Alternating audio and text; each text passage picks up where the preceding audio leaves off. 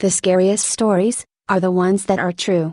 In the Victorian era, people embraced the reality of death, a fact which is perhaps unsurprising considering that the average lifespan was only around 40 years. With the advent of photography, the Victorians were presented with an opportunity to immortalize the deceased in a way that was previously impossible.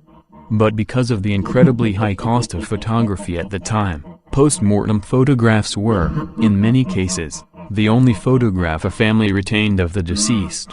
In the earliest forms of post-mortem photography, the dead were meticulously posed and made to look as if they were still alive. Children were posed in their beds or even alongside their families. Photographer-morticians employed special props and carefully arranged the corpses to stand upright for the families to pose with, leaving behind a treasure trove of gloriously macabre family portraits.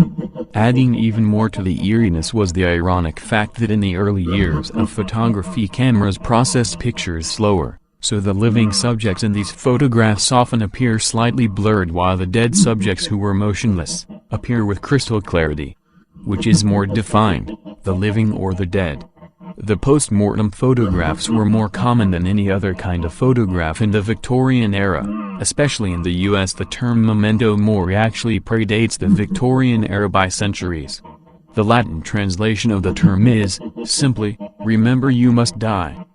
It's a philosophical term that reminds us of our transience on earth, and serves as a warning to prepare ourselves for whatever other realm awaits us.